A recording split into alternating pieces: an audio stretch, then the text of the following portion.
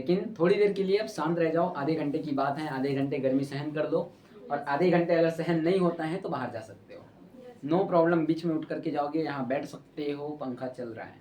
Okay okay, क्या हुआ? कुछ नहीं भैया, हंसो मत, मैं हंसाऊं मत, हंसते हो भैया। ठीक है? अब क्या करूं, आदत से हूँ मजबूर बेटा, है ना? हंसते क्यों? आदत जो हो गई है ना, शुरू में जाता हूँ तो हंसी निकल आता है। याद नहीं आता क्या क्या बोला उसको? एक बार कैमरा फेस करके देख, पता चल जाएगा क्या बोले क्या ना बोले, हाँ भैया पता है ना? ओके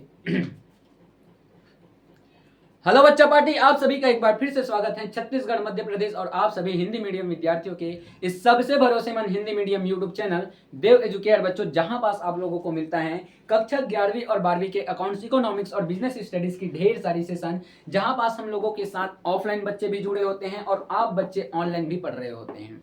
ठीक है बच्चों, सभी बच्चों से निवेदन कि एक बार हाय बोल दीजिए सभी ऑनलाइन वाले बच्चों को। हाय गाइस, वेरी गुड बेटा। आप लोगों की तरह वो लोग भी हमको कमेंट करके बोलते हैं कि हाय सर, हेलो सर, जो भी है, ठीक है, वो आप लोग भी बोल रहे हो, बहुत बढ़िया बात है। ठीक है, तो प्यारे बच्चों, आज के इस धमाकेदार सेशन में हम लोग अध्ययन करने वाले हैं केंद्रीय प्रवृत्ति की माप में बच्चों व्यक्तिगत श्रेणी और खंडित श्रेणी के माध्यम से समांतर माध्य की गणना किस प्रकार से की जाती है, और हम जानने वाले हैं कि वो दोनों रीतियां कौन कौन सी होती हैं जिसके माध्यम से समांतर माध्य की गणना की जाती है। मैंने तो आप लोगों को पिछले सेशन के माध्यम से ही बता दिया था बेटा कि हम समांतर माध्य की गणना करते हैं तो 3 श्रेणियां होती हैं, वो कौन कौन सी होती हैं? ऑफलाइन वाले बच्चे जरा हमें बता देंगे बेटा। एक तो होती है व्यक्तिगत श्रेणी, खंडित श्रेणी और अखंडित श्रेणी, ये 3 श्रेणियां होती हैं बेटा, और साथ ही साथ उनके अंतर्गत कुछ रीतियां होती हैं जिसके बेस पर हम क्या करते हैं, समांतर माध्य की गणना करते हैं बच्चों। कौन कौन सी रीतियां होती हैं बच्चों? प्रत्यक्ष रीति और लघु रीति। प्रत्यक्ष रीति और लघु रीति होती हैं जिनके माध्यम से हम क्या करते हैं, समांतर माध्य की गणना करते हैं। और साथ ही साथ मैं बता दूं, अखंडित श्रेणी में एक और रीति ऐड ऑन हो जाता है, किसमें? अखंडित श्रेणी में एक वो रीति है जो पद विचलन रीति है, जिसका नाम क्या है? पद विचलन रीति। वो जो है अखंडित श्रेणी के माध्यम से आप लोगों को मैं पढ़ाने वाला हूं। ठीक है, तो आइए आज के इस सेशन में हम लोग क्या क्या जानने वाले हैं उसके बारे में चर्चा करते हैं, फिर चलेंगे सेशन की ओर। सबसे पहले प्यारे बच्चों, व्यक्तिगत श्रेणी में मैं आप लोगों को बताने वाला हूं कि प्रत्यक्ष रीति से हम क्या करते हैं, समांतर माध्य की गणना कैसे करते हैं, और साथ ही साथ जानने वाले हो अप्रत्यक्ष रीति को। और एक ही तालिका के माध्यम से मैं आपको यह भी बताऊंगा कि प्रत्यक्ष रीति और अप्रत्यक्ष रीति से हम उस सवाल को कैसे हल कर सकते हैं। पहले अलग अलग तालिका के माध्यम से बताऊंगा, फिर कंबाइन करके बताने वाला हूं। और साथ ही साथ ठीक उसी प्रकार जैसे कि व्यक्तिगत श्रेणी में बताने वाला हूं, खंडित श्रेणी में भी वैसा ही होगा। पहले अलग अलग तालिकाओं के माध्यम से, अलग अलग रीतियों के माध्यम से आप लोगों को समांतर माध्य की गणना करना सिखाया जाएगा। उसके तत्पश्चात बच्चों आप लोगों को एक ही तालिका में, मतलब कंबाइन तालिका में आप लोगों को समांतर माध्य की गणना करना सिखाया जाएगा। तो आप लोग रेडी हो बच्चों? ऑफलाइन वाले बच्चे थोड़ा सा जोर से एनर्जी के साथ बोला करो बच्चों, ठीक है? ओके, बहुत बढ़िया। ठीक है, तो आइए चलते हैं आज के इस धमाकेदार जोरदार सेशन में। ठीक है, ये लोग हंस डालते हैं भाई, ये लोग हंसते बहुत ज्यादा हैं। ठीक है, ओके, नो प्रॉब्लम।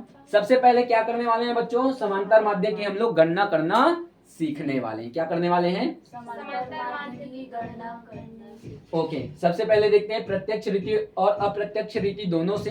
ठीक है, तो मतलब यही है कि पहले हम प्रत्यक्ष रीति से देखेंगे, क्या करेंगे, प्रत्यक्ष रीति के द्वारा हम लोग समांतर माध्य की गणना करना सीखेंगे, जिसमें हमने एक एग्जाम्पल लिया हुआ है बेटा, और उसी एग्जाम्पल को हम अप्रत्यक्ष रीति से भी सीखेंगे। ठीक है, ओके, हमारे पास कुछ एग्जाम्पल्स हैं। श्रमिक दिए हुए हैं A to H तक, कहां से कहां तक?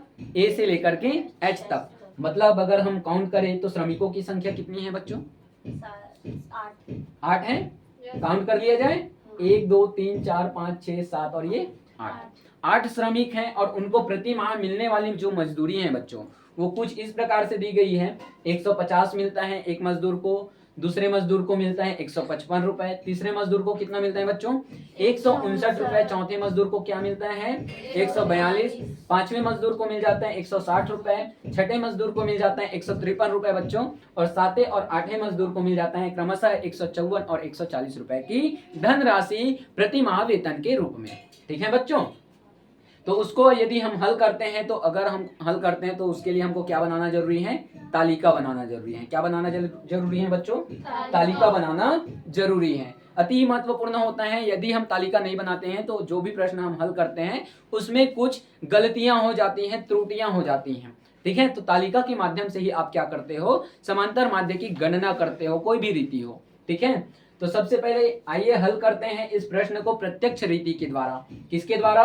प्रत्यक्ष रीति के द्वारा। प्रत्यक्ष रीति के द्वारा यदि हम हल कर रहे हैं तो श्रमिक दिए हुए हैं और मजदूरी। ठीक है, मजदूरी जो है बेटा उसको हम x मानेंगे। क्या मानेंगे बच्चों? x मानेंगे। अब ये x क्या है? तो ध्यान से सुनिएगा, जो आपके पद मूल्य होते हैं, ठीक है, कौन से मूल्य? पद मूल्य। x का तात्पर्य होता है आपके प्रश्न में दिए हुए पद मूल्यों से बेटा।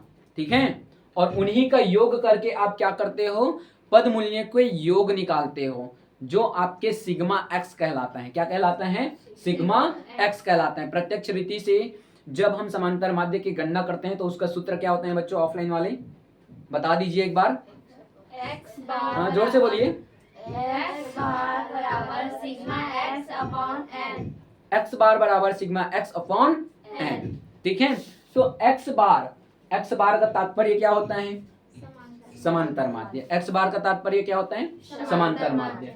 सिग्मा x क्या होते हैं? योग। किसका योग? पद मूल्यों का योग। n बराबर क्या होता है? संख्या। किसकी संख्या? पदों की संख्या। ठीक है, तो आइए निकाल लेते हैं पदों की संख्या। n कितनी दी हुई है बेटा? 8। काउंट कर लिया जाए। ओके, ठीक है, 1 2 3 4 5 6 7 और ये 8। ठीक है, अब क्या करेंगे? मजदूरी जो रुपए में दी हुई है, पद मूल्य जो दिए हुए हैं, उसको भी हम लोग क्या करने वाले हैं? काउंट करने वाले हैं। काउंट कर लिया जाए। ओके भाई, 5 और 9 कितने होते हैं? 14। 5 और 9 14। 14 और 2 16। 16 और 3 19 और 4 23। 23 का 3। हाथ में आ गया बेटा। ठीक है, 2 आ गए ना। ठीक है, हाथ में आ गया ना आपके, 2 रुपए बच गए। ठीक है, 2 और 5 7 और 5 12 और 5 17 होते हैं। 17 और 4 21 और 6 27 27 और 5 बताइए 32 और 5 38 ओके 37 होते हैं। 37 और 4 कितने होते हैं? 41। 41 का 1। हाथ में चला गया 4 4 और 1 5 और 1 6 और 1 7 और 1 8 और 1 9 और 1 10 और 1 11 और 1 12। मतलब 1213 रुपए जो हैं इन 8 मजदूरों की प्रति माह आय है बेटा। क्या है? 1213 रुपए जो आई है धनराशि सिग्मा एक्स के रूप में बच्चों, पद मूल्यों के योग करने के बाद। तो वो कौन सी धनराशि है? जो 8 मजदूरों को मिलने वाली प्रति माह की राशि है, वही राशि है बेटा। ठीक है, तब जब हम क्या करते हैं? सूत्र का प्रयोग करते हैं एक्स बार बराबर सिग्मा एक्स अपॉन एन का। तब आइए देखते हैं कि इन सूत्रों में रखते हैं तब हम क्या करते हैं भैया। ठीक है, समांतर माध्य की गणना किस प्रकार से करते हैं उसको जानते हैं। हमारा सूत्र क्या कहते हैं? एक्स बार बराबर सिग्मा एक्स अपॉन एन। ठीक है, एक्स बार बराबर सिग्मा एक्स कितने हैं बच्चों? 1213। ठीक है, एन कितने हैं? 8। एक्स बार बराबर, अब 8 से भाग दे दीजिए बेटा 1213 को, कितना आ जाएगा? आइए देखते हैं। ठीक है, यही पास करते हैं, कोई दिक्कत नहीं है। 8 का पहाड़ा ऐसे पढ़िए कि 12 से अधिक ना हो।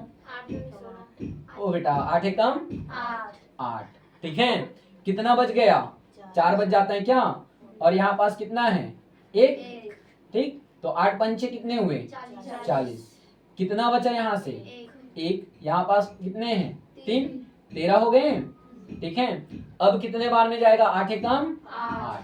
क्लियर इतना? अब यहाँ पास कितने बच गए? 5। 0 लगा दो तो यहाँ दशमलव। क्लियर? 8 अट्ठे कितने होते हैं? 64 हो जाते हैं क्या? लेकिन वो तो 50 से अधिक हो गया, बहुत ज्यादा अधिक हो गया ना।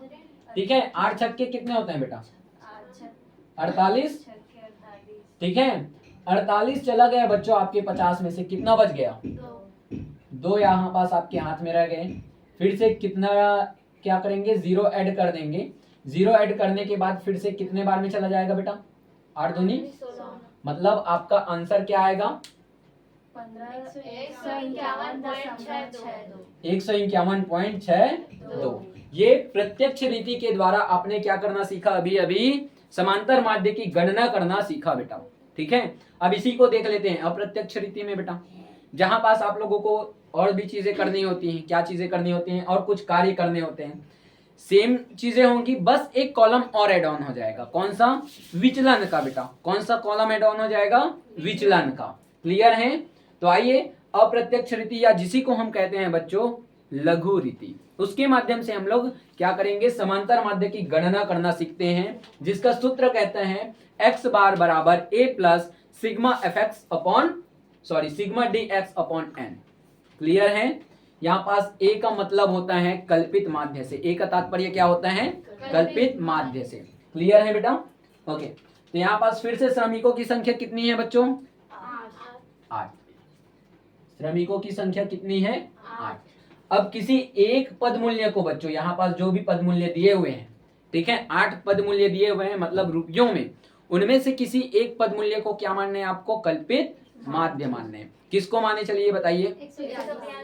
142 को। ठीक है भाई, ए का मतलब क्या होता है? कल्पित माध्य।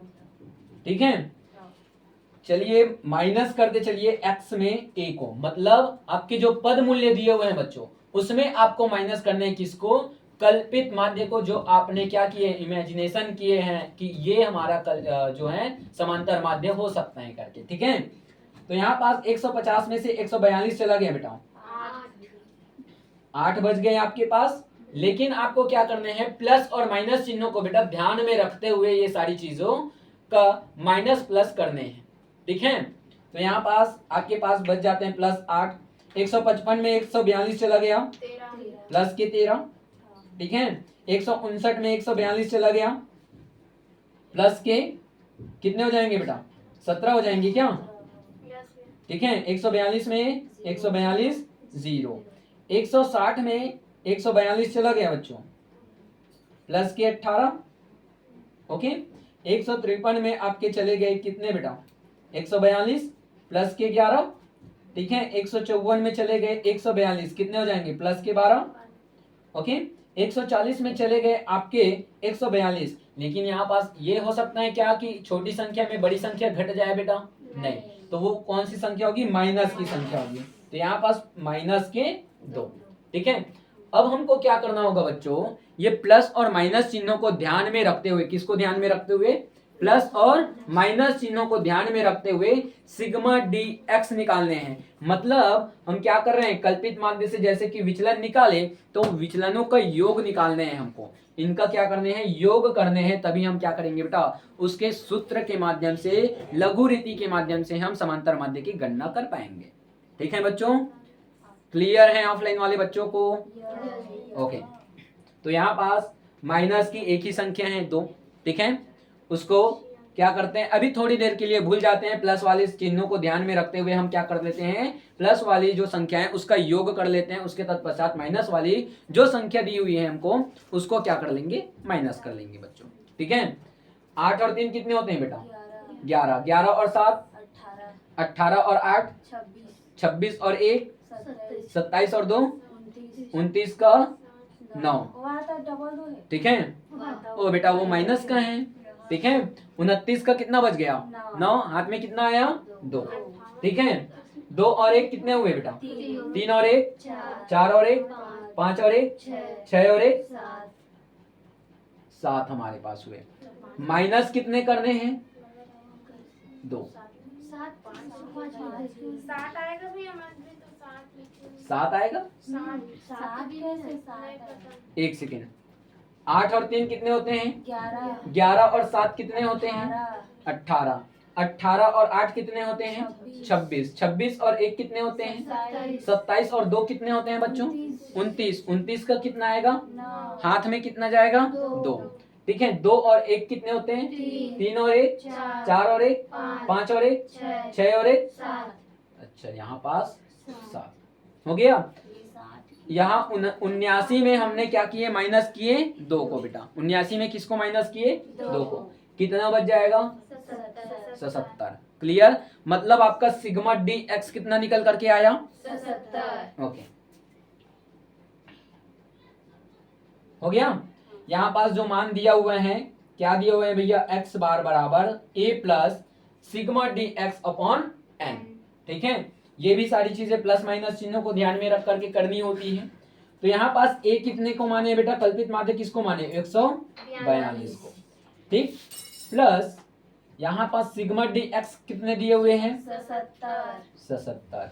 एन कितने दिए हुए हैं, 8। Clear, okay. यहाँ पास x बार बराबर 142 प्लस 77 को भाग दे दीजिए 8 से बच्चों, कितना आ जाता है, 8 नियम कितने होते हैं,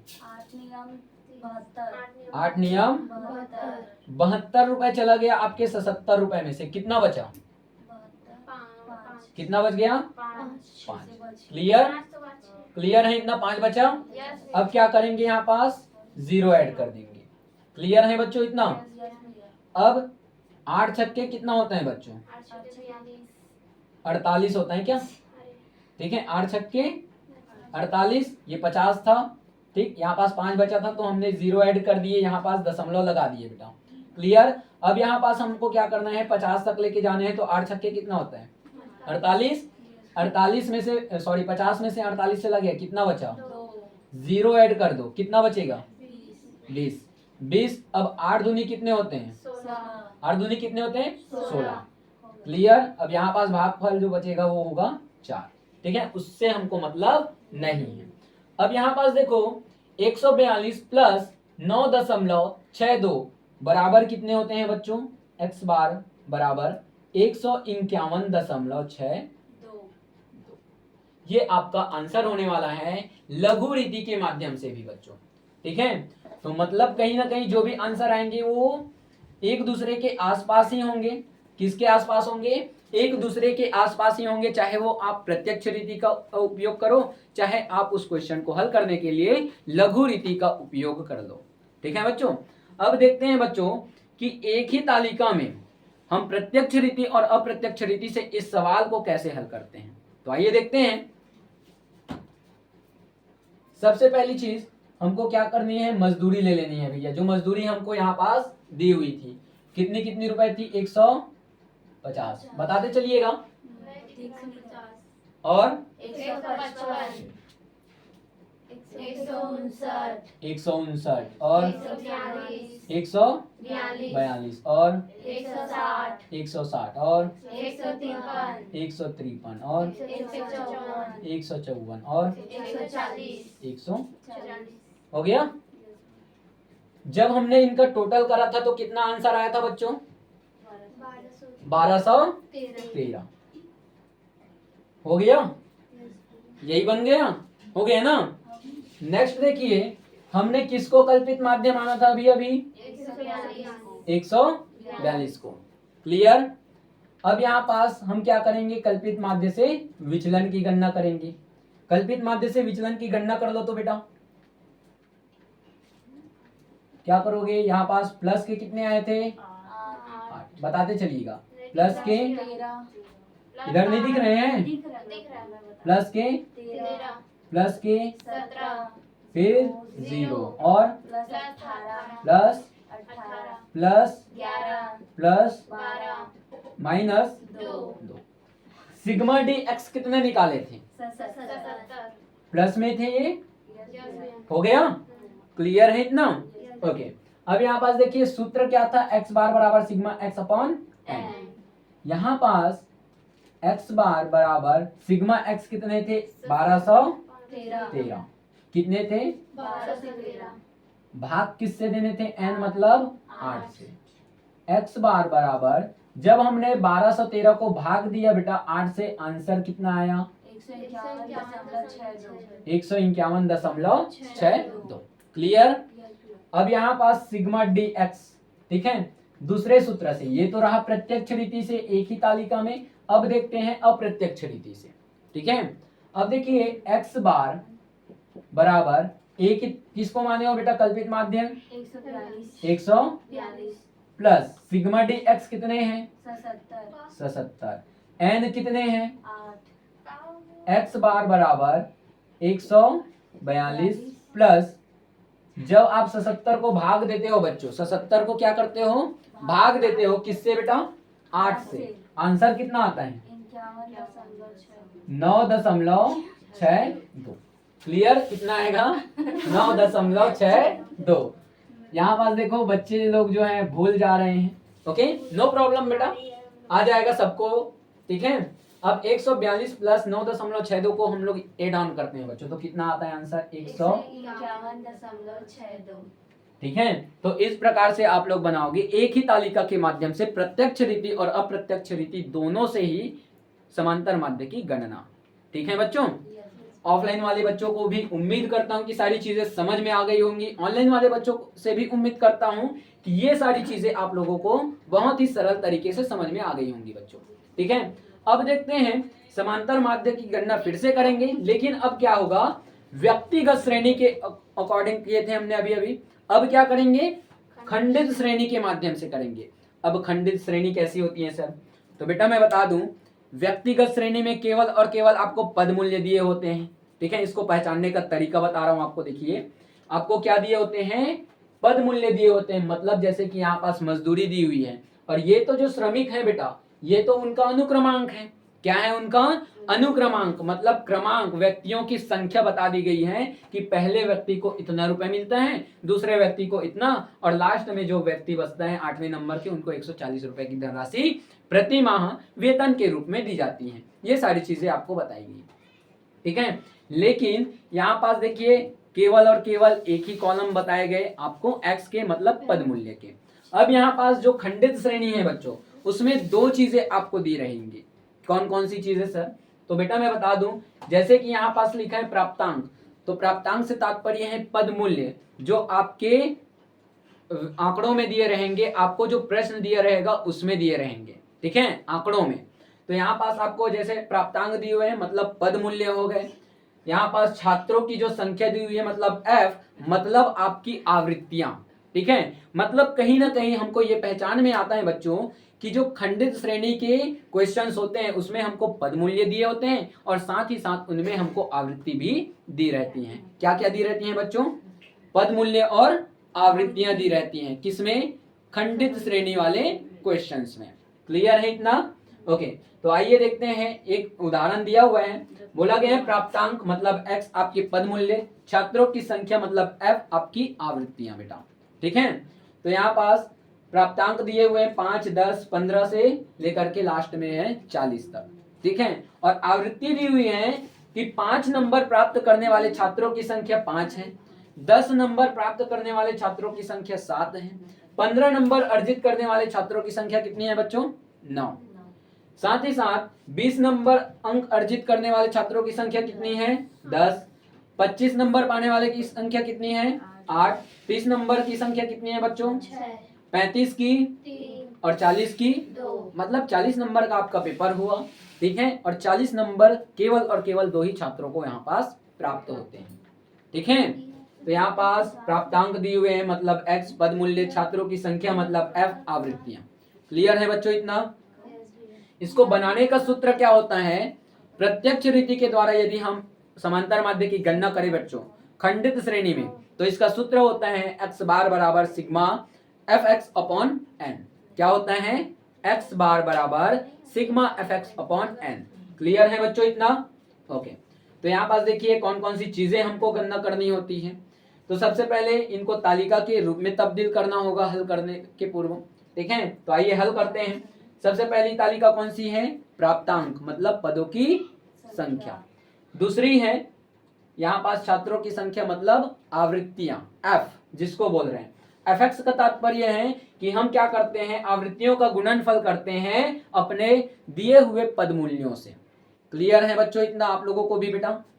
ठीक है, तो आइए देखते हैं। और यहाँ पास जो सिग्मा एफ दिया हुआ है बच्चों, मैं बता दूं, उसका तात्पर्य है कि आप क्या करते हो, जैसे कि यहाँ पास व्यक्तिगत श्रेणी में एन निकालते थे, ठीक उसी प्रकार से यहाँ पास आवृत्तियों का योग करके हम सिग्मा एफ निकालेंगे या तो फिर एन निकालेंगे। जिसी को सिग्मा एफ बोलो या एन बोलो, मैटर नहीं करेगा, वो एक ही चीजें हैं।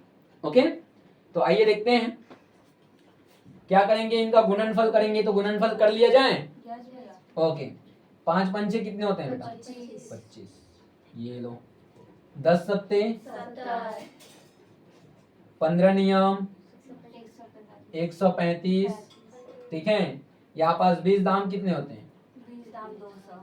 सबको पहाड़ा याद है क्या? याद है। 25 अट्ठे कितने होते हैं? 200 होते हैं क्या? ठीक है, 30 छक्के कितने होते हैं बेटा? 180। ये लो, आपको तो पहाड़ा याद है, बोल दो। 35 तिया कितने होते हैं बेटा? 105 होते हैं क्या? है ना? ओके, 40 दूनी कितने होते हैं? 80। अब यहाँ पास एक ट्रिक बता रहा हूँ बच्चों, ऑफलाइन वाले बच्चों को मैं भी बता दिया हूँ, लेकिन ऑनलाइन वाले बच्चों को बता रहा हूँ कि ये बड़ी संख्याएं, बड़ी संख्याओं का गुणनफल करने में हम लोगों को दिक्कत होता है।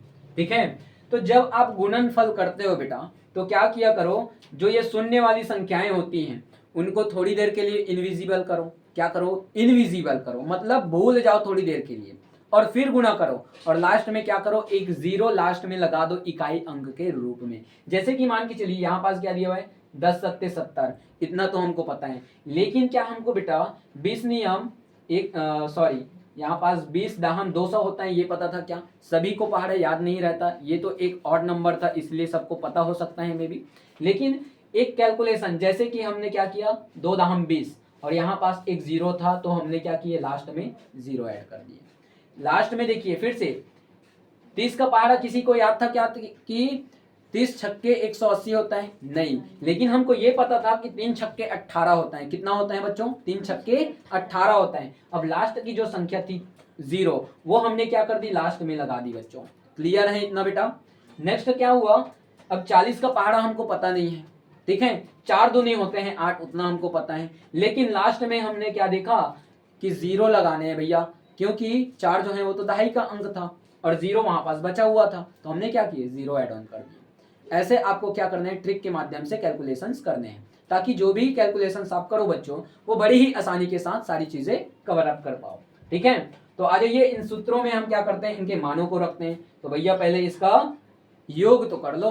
तो देखते हैं बेटा, f का योग कितना होता है, fx का योग कितना होता है, जिससे हमको प्राप्त होने वाले हैं सिग्मा f और सिग्मा fx। क्लियर? ओके बच्चों, ठीक है, सिग्मा f निकालने के लिए क्या करना होगा, इनका योग करना होगा। सिग्मा fx निकालने के लिए क्या करना होगा, आवृत्तियों और गुणनफल, आवृत्तियों और पद मूल्यों के योग का क्या करना होगा, गुणनफलों का योग करना होगा। ठीक है, तो आवृत्तियों का योग कर दे बेटा। 5 और 7 कितने होते हैं बच्चों? 12 और 9 21 और 8 21 और 8 ओ बेटा 21 और 8 29 होगा क्या? 29 और 6 कितने हो गए? 29 और 6 35, 35 और 3 38 और 2 40 का हासिल कितना चला गया? 4 और 1 क्लियर? ओके, अब यहाँ पास देखिए, इसका भी योग कर लेते हैं, 5 का, और यहाँ पास भी तो 5 है, यहाँ पास भी है, 5 ही काम, 5 और 5 10 और 5 15 का हाथ में आ गया, 1 और 2 3 और 7 10, 10 और 3 13 और 8 21 हो गए, 21 और 8 29 होते हैं क्या? 29 का यहाँ पास लिखो 9, हाथ में आ गया 2। ठीक है, 2 और 1 3 और 2 5 और 2 7 और 1 8 और 1 9, 995। ये आपके सिग्मा fx हो गए, मतलब आपके आवृत्तियों और पद मूल्यों के गुणनफलों का योग हो गया बच्चों। क्लियर? अब हमारा सूत्र क्या कहता है, प्रत्यक्ष रीति में x बार बराबर sigma fx upon sigma f बोलो या n बोलो। क्लियर है? ओके, मान रख दीजिए बच्चों, x बार बराबर सिग्मा fx कितने हैं? 995। सिग्मा f कितने हैं?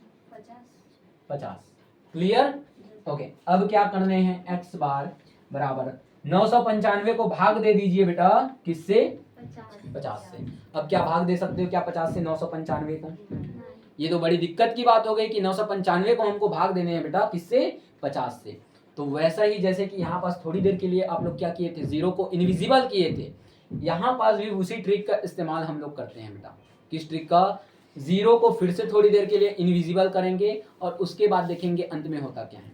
ठीक है, तो जीरो को थोड़ी देर के लिए आपको क्या करना होगा बेटा, भूल जाने होंगे इस जीरो को। ठीक है, अब 5 बज गया, 5 का पहाड़ा सबको पता होता है, 5 से आप इजिली भाग दे सकते हो। क्लियर है बच्चों इतना? ओके, 5 से भाग दे दीजिए बेटा, 5 से कम कितने होते हैं? 5। अब कितना बज गया बेटा? 4 बज गया। क्लियर है? अब यहाँ पास 4 और ये है 9, मतलब हो गए 49। 5 का पहाड़ा ऐसे पढ़िए कि 49 से अधिक ना हो।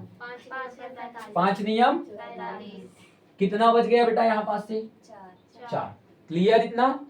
यहाँ पास कितना है? 5। लिख लो 5 हो गया। अब यहाँ पास फिर से 5 नियम 45। क्लियर है? यहाँ पास हमने क्या किया था, एक जीरो को थोड़ी देर के लिए इनविजिबल माना था, जो दहाई की संख्या थी। तो यहाँ पास क्या करेंगे, पीछे से एक संख्या के बाद हमको क्या लगाना होगा, दशमलव लगाने होंगे। क्या लगाने होंगे पीछे से एक संख्या के बाद? और यही आपका क्या हो जाएगा, समांतर माध्य। किस श्रेणी में? खंडित श्रेणी में। और किस रीति में? तो प्रत्यक्ष रीति में बच्चों। क्लियर है इतना? ऑफलाइन वाले बच्चों को सारी चीजें समझ में आ रही हैं बेटा? ओके, नेक्स्ट क्या है, इसी क्वेश्चन को हम हल करके देखते हैं अप्रत्यक्ष यानी कि लघु रीति के माध्यम से। ठीक है, तो आइए देखते हैं। dx निकालने होते हैं, मतलब क्या है dx का? विचलन। क्या होता है dx का मतलब? विचलन। ठीक है, तो dx निकालने के लिए हमको सबसे पहले क्या मानना होगा, कल्पित माध्य मानने होंगे किसी एक पद मूल्य को। अब यहाँ पास देखिए 5 से लेकर के 40 तक के जो भी पद मूल्य आपको दिए हुए हैं, उनमें से किसी भी संख्या को आप कल्पित माध्य मानो। किसको माने? यहाँ पास दिए हैं बेटा, है ना? किसको माने? 20 को।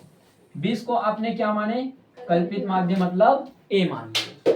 ठीक है, अब सबसे पहली चीज आप क्या करोगे, कल्पित माध्य से विचलन की गणना करने के लिए आपके जो पद मूल्य दिए हुए हैं उसमें आप कल्पित माध्य जो माने हो उसको माइनस करते चलोगे, जिससे आपका क्या निकलेगा, विचलन निकलेगा। क्या निकलेगा बच्चों? विचलन निकलेगा। अब 5 में बच्चों मैं माइनस करूं 20 को बेटा, किसको माइनस करूं? 20 को, तो क्या माइनस हो जाएगा? क्या माइनस हो जाएगा क्या बच्चों? नहीं। तो क्या करेंगे, यहाँ पास माइनस की संख्याएं आएंगी। किसकी संख्याएं आएंगी? माइनस की। मतलब 5 में मैं 20 को माइनस करता हूँ, कितना बचेगा? लेकिन माइनस के। 10 में मैं माइनस करता हूँ किसको? 20 को, कितना आ जाएगा? 10। 15 में मैं माइनस करता हूँ 20 को, माइनस। ठीक है, अब 20 में 20 गया 0, 25 में 20 गया, लेकिन ये प्लस, 30 में 20 गया प्लस के, 35 में 20 गया प्लस के 15, 40 में 20 गया बेटा प्लस के 20। क्लियर है इतना बच्चों? ऑनलाइन वाले बच्चों आप लोगों को एक चीज और बताता हूँ, ये भी एक ट्रिक है। जैसे कि यहाँ पास 20 को हमने क्या माने थे? कल्पित माध्य। क्या माने थे बच्चों? कल्पित माध्य। अब आपको क्या करना है, उसके जस्ट सीधे वाले विचलनों में आपको 0 ऐड ऑन करने हैं। अब उसके बाद देखने हैं कि ऊपर वाली संख्याएं और नीचे वाली संख्याओं में कितने का अंतर है, कितने का फर्क आ रहा है। तो आपको क्या करना है, जैसे कि यहाँ पास 5 का वर्गांतर है, 5 का अंतर हमको देखने को मिल रहा है। आप क्या करोगे, 0 लिखे, उसके ऊपर -5, 10, 15 इस प्रकार से लिखोगे। नीचे देखो तो आपने क्या किए, +10, 5, 10, 15, 20 इस प्रकार से किए। तो आपको क्या करना है, 0 लिख दो, फिर क्या करना है, 5 का अंतर है तो 5 का अंतर लेते हुए आपको क्या करना है, प्लस की संख्या लिखनी है नीचे की ओर और ऊपर की ओर लिखनी है माइनस की संख्या। क्लियर? अब क्या निकालने हैं बच्चों हमको, FDX मतलब प्लस और माइनस चिन्हों को ध्यान में रखते हुए बच्चों हमको क्या करने हैं, FDX मतलब आवृत्तियों का गुणनफल करने हैं, किसके साथ? विचलनों के साथ। ठीक है, जिससे हमको लास्ट में प्राप्त होगा सिग्मा FDX मतलब विचलनों और आवृत्तियों के गुणनफलों का योग बेटा। क्लियर है? अच्छा, यहाँ पास हमने जब आवृत्तियों का योग करा था तो कितना आंसर आया था बच्चों? 50। ठीक है, उसको लिख लेते हैं जो हमारा क्या है, n। ठीक, अब आइए देखते हैं, गुणा कर लेते हैं। 15 सत्ते कितने होते हैं, सॉरी 15 पंचे कितने होते हैं बेटा? 75 होते हैं क्या? लेकिन ये माइनस में। ठीक, 10 सत्ते कितने होते हैं? लेकिन ये भी माइनस में। 9 पंचे कितने होते हैं? 45, ये भी कौन सी संख्या है? माइनस की संख्या। 8 पंचे 40, ये प्लस की संख्या हो जाएगी।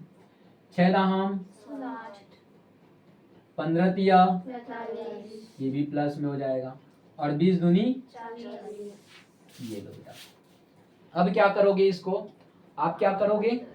इसको प्लस माइनस चिन्हों को ध्यान में रखते हुए एक बार प्लस और माइनस कर लोगे। ठीक है, यहाँ देखिए प्लस के पहले देख लेते हैं प्लस का कौन कौन सा संख्या है। ये 4 संख्या है। माइनस की ये 3 संख्या है।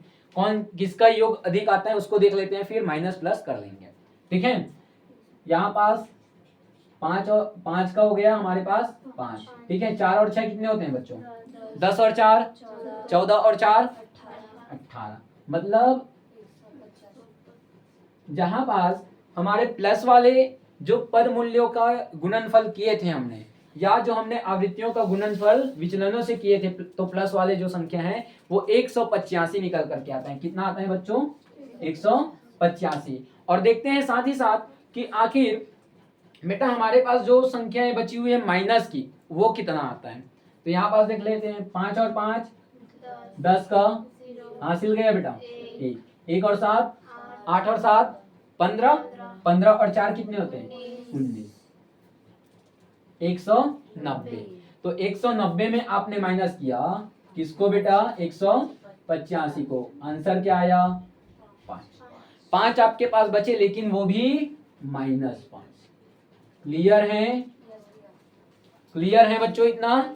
ओके, तो आइए देखते हैं अब इसको क्या करते हैं, सूत्रों में रख देते हैं भाई कि कौन सा सूत्र है उसमें रखते हैं ताकि हमको क्या प्राप्त हो? समांतर माध्य प्राप्त हो जाए बच्चों। ठीक है, तो आइए देखते हैं। x बार बराबर a किसको माने हो बच्चों?